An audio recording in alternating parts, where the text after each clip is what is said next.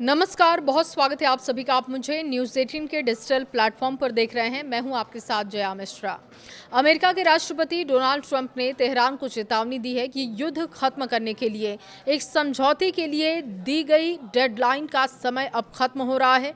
America की तरफ से दी गई ये डेडलाइन 48 घंटे की थी। रिपोर्ट्स के मुताबिक 28 फरवरी को शुरू हुए अमेरिका, इजरायल और ईरान युद्ध को खत्म करने के लिए अमेरिका और ईरान के बीच पाकिस्तान की मध्यस्थता से चल रही बातचीत रुक चुकी है। इसके अलावा अमेरिका के लिए हालात ज्यादा मुश्किल हो चुके हैं। अप्रैल में ही ईरान ने अपने हवाई क्षेत्र में एक अमेरिकी F-15E strike eagle fighter jet को ढेर किया था और ऐसे में अमेरिका का एक क्रू मेंबर लापता हुआ था। ईरान में अमेरिका का कोई सैनिक जिंदा हो और भाग रहा हो, इसकी संभावना को लेकर अमेरिका की परेशानी और भी बढ़ गई।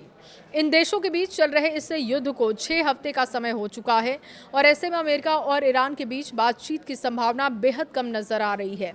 अमेरिका के कुछ लोग इस युद्ध का समर्थन कर रहे हैं, तो वहीं ज्यादातर लोगों का मानना है कि युद्ध खत्म हो जाए।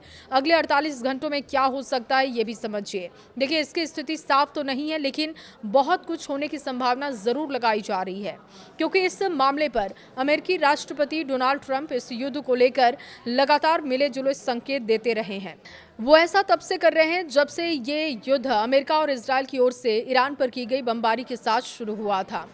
कभी भी वो कूटनीतिक प्रगति की ओर इशारा करते हैं, तो कभी ईरान पर बमबारी करके उसे पाषाण युग में पहुंचाने की धमकियां देते हैं। शनिवार को रिपब्लिकन नेता ने अपनी धमकियों को दोहराते हुए कहा कि अगर ईरान किसी समझौते पर पहुंचने या फिर स्ट्रेट हॉर्मुज के रणनीतिक जलमार्ग को खोलने में नाकाम रहता है, तो वो उस हमले को और तेज कर देंगे जो अभी चल रहा है।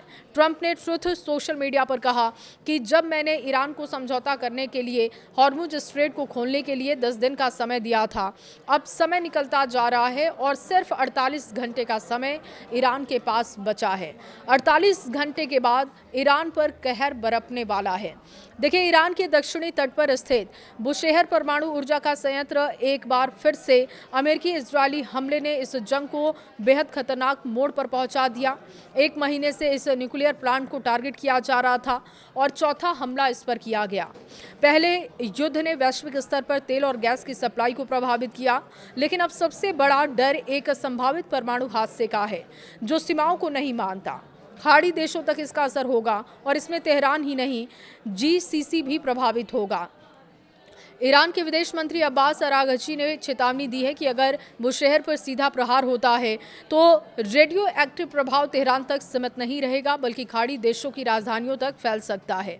रेडियोधर्मी रिसाव की स्थिति में समुद्री हवाओं, जलधाराओं के प्रभावित क्षेत्र पूरे इलाके में फैल जाते हैं। ईरान पर फारसी खाड़ी के किनारे स्थित ये प्लांट ऊर्जा संगठन के international atomic energy agency IAEA की निष्क्रियता पर सवाल उठाते हैं। हालांकि IAEA ने घटना की पुष्टि करते हुए कहा कि अब तक रेडिएशन स्तर में कोई बढ़ोतरी नहीं हुई है।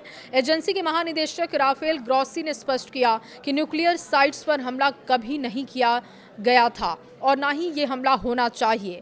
जंग के दौरान अक्सर परमाणु बम की चर्चा होती है, लेकिन जानकारों की माने तो अभी सबसे बड़ा खतरा न्यूक्लियर एक्सीडेंट का है।